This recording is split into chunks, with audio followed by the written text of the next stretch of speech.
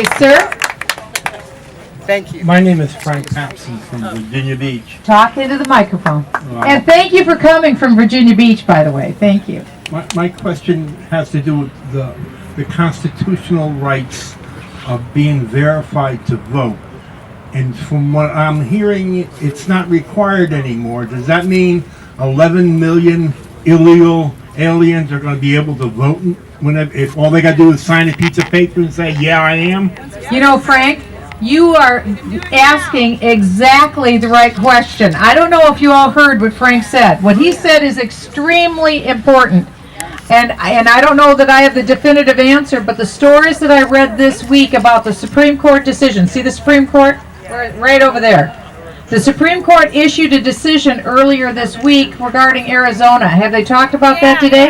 No. This is unbelievable. That in Arizona, a person could check a box, which means you self-attest to say that you are a U.S. citizen.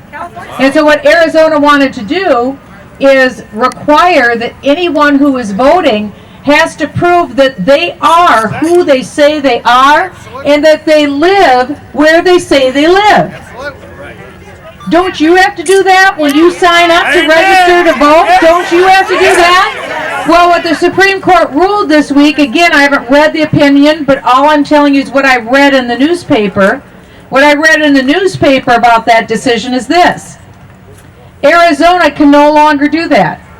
They're prohibited from asking a person to verify that they are who they say they are and that they live where they say that they live. They only have to self-attest that they are a U.S. citizen. Oh, yeah. Now let me tell you, what I think is going to happen is that the same little box now is going to be added on to state after state after state.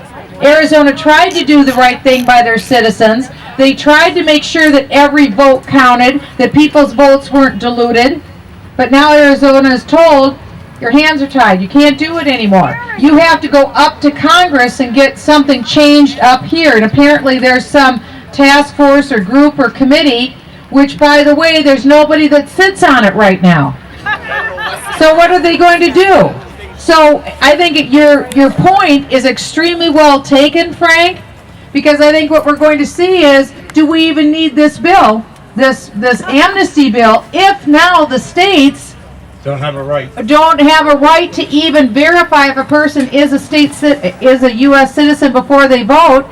Just put that little check the box, and then you have your community or organizer groups go out and tell, whole community, just check this box, and then you go in and you vote.